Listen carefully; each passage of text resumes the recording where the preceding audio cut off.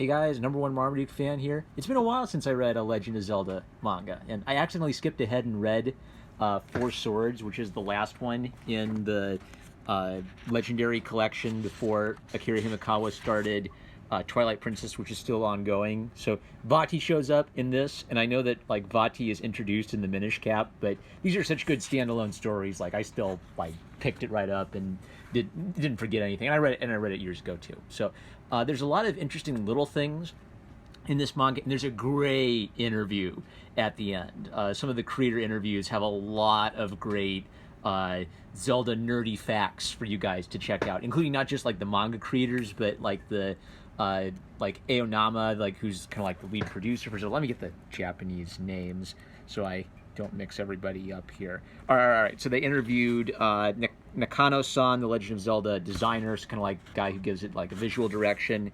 Aonama-san, who's the producer of the Legend of Zelda franchise, and both halves of the Akira Himekawa team dynamic. I actually forgot which one was the artist and which one was the writer. I think Nagano is the artist, if I remember right. But anyway, they both had they were both manga authors before doing Zelda, and now they're just doing Zelda. All right. So Four Swords. The most interesting thing about Four Swords is how tough a like visual problem they had, which is how can you possibly have four protagonists who are copies of the same person in black and white and communicate to the reader who's who. So they did like the obvious thing, which is okay, let's give them each slightly different facial characteristics. So kind of like cutesy bootsy for the red one, stern and angry for the blue one, and they even kind of like joke about how that's like the opposite of what you'd normally expect. You'd normally expect red to be angry and blue to be calm, but nope, they flipped the script.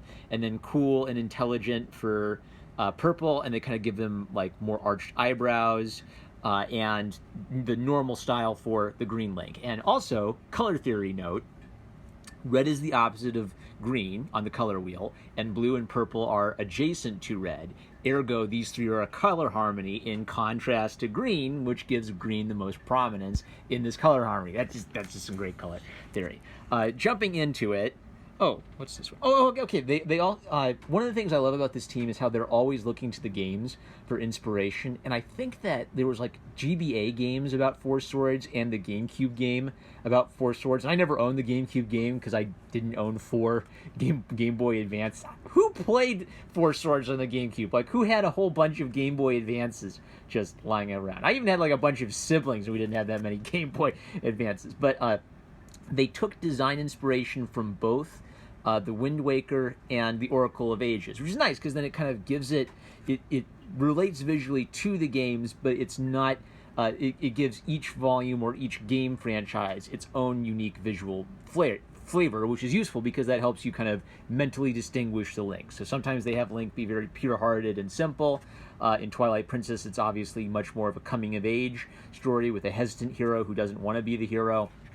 And Four Swords kind of has Link as an overconfident jerk who's already a really good fighter at the start of his journey. And then brilliantly, of course, when he's split into four personalities, he has to deal with his own asshole self and learn to be mature in terms of his personality. So they also do some really clever stuff color-wise with the Link. So not only do we have the facial characteristics helping us, but Green Link has a standard uniform. Blue Link, they give him a gray shirt and gray sleeves instead of black sleeves, so those two are easy to tell apart. And then both Purple Link and Red Link have white sleeves, but they use a different grayscale shading technique for Purple Link. So these two would normally be the easiest ones to mix up because they both have the white sleeves, but you can use that as a visual cue, the grayscale type, and then you can go to their faces. So it really works. You almost never mix them up as you're reading, and I think I just like applaud that as a character design. Very thoughtful of the details to help the readers distinguish it. Now the English staff I noticed two places where the English staff clearly missed which Link was supposed to be which, and so word balloons got flipped around, but props to the Japanese team for coming up with that. All right, one of the things I noticed writing-wise about this volume is this is one of the best volumes for them foreshadowing some ideas. So they foreshadow Link helping, like toddler Zelda climb a tree and her crying while she's in the tree, but then showing her like the beautiful view. And then Oh, jumping ahead, like, more just like taking general inspiration. They take general inspiration from Tetra, which they don't work into this volume at all, but it's almost kind of like they imagine Tetra in a different art style, maybe to get a feel for how this Zelda is different from other Zeldas. And then later they have Zelda basically say, I love heights now because of a friend of mine, which is a great line because it harkens back to that moment. I think their strength is they do a lot with a little, because the stories in the games are basically just like the rough outline of a story. Like, you're just supposed to have like the story in the back of your mind as you explore the game world. Like, it helps motivate you to go save Zelda in the game, but you're not invested in it in the same way you'd be invested in a book or a movie, right? So to get you invested in the book, they have to emphasize the character dimension of it. So when Zelda is in danger, the way she responds to her capture establishes her character. She's not just a damsel in distress, because she responds to her capture with resolve, with firmness. That's a topic for another video, but hopping ahead. All right, there's another great foreshadowing thing. So two of the Links fight each other, and they have Dark Link just like laughing his butt off at them. And later, the smart Link remembers, creatures of darkness enjoy seeing us kill each other. Remember how Shadow Link was laughing while you and I dueled? Oh, and they had the smart one notice a little detail that you could have noticed in the manga, so that actually makes him seem smart. That's great. Why'd I mark this? Okay, I marked this because I took a photo on Twitter. They did like a fan service upskirt shot with Link, and they do a whole bunch of like physical slapstick comedy. I don't know. I love how they every single volume they give it its own vibe, and they definitely went for a kind of a kid-friendly comedy vibe for this one that I think is just a great fit. So the interview, they kind of like reflect back on the entire series. So they talk about, they start talking about the Ocarina of Time and how like very demanding Nintendo was. Like, they didn't like Link taking his hat off and showing his ponytail unless they had what reason does he have to take his hat off?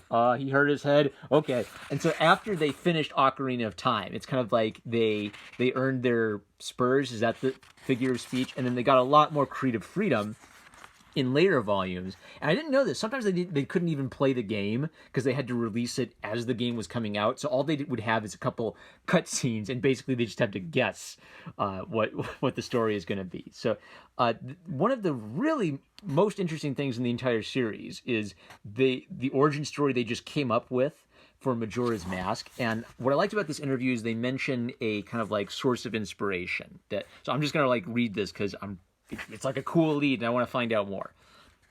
Honda says, it's like improvisation on the piano in which you hear one phrase and then play a whole song.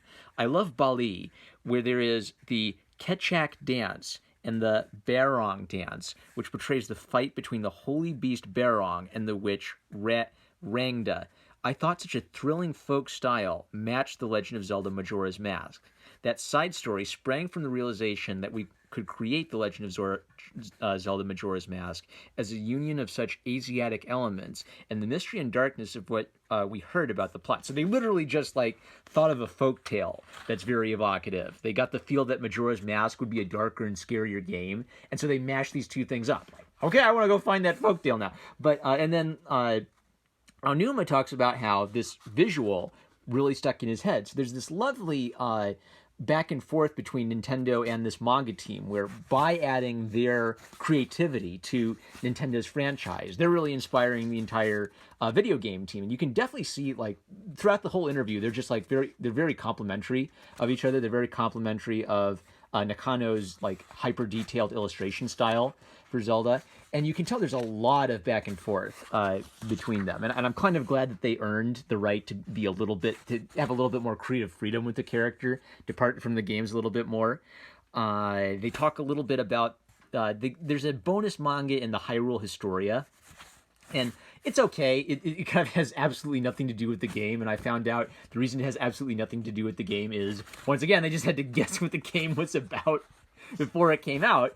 And they talked about how that design was originally going to be more a design used for Twilight Princess, and then they gave that design to their version of Link for the Hyrule Historia. And then the game comes out, they kind of realized, oh, that our manga really doesn't have anything to do with that. But it's sort of like it's in their mental bank of Link is a grown-up, Link is a mature, manly man. And then they have the idea, okay, well, when we do Twilight Princess, we want to get him from that young point to that manly man point, which comes across great in the narrative. And then they do like some little previews of Twilight Princess. Nakano tells a great story about how he's he loves Xant's design, so he got really nitpicky about how Xant doesn't have spirals on him when they drew Xant. They talked about the change where in the game you didn't know that much about Midna, and since the manga came out years after the game, they could like show you Midna at the beginning, and I love it. They're just so enthusiastic about this. They like that they talk a lot about the fans being very demanding and expecting the manga to represent what they love about the games. But the fact that they get to change the games gives them this kind of like creative freedom to say, what's the story about? What's the core appeal of the story, and then make that work in a manga format, so it's just a wonderful manga. I really think they're just adding to the game's world, really, and I'm so glad. They talked about how they were almost going to do Breath of the Wild, and I'm so glad they did Twilight Princess, because that was a game that had a lot of great story elements to make fodder for a manga. And maybe they'll still do maybe what they're going to do now is they're going to use the manga to get you nostalgic for the game and then do like a HD re-release of Breath of the Wild or something. But Twilight Princess is one of the greatest mangas I've ever read. Their work for this series is very varied. Just the fact that they have so many different styles and vibes for it, it really created the sense that they do look at each Link as an individual character, and it's really phenomenal to me that they managed to make each one unique, distinct, and give each Link his own hero's journey. So, fantastic series. Is there an interesting... Oh, yeah.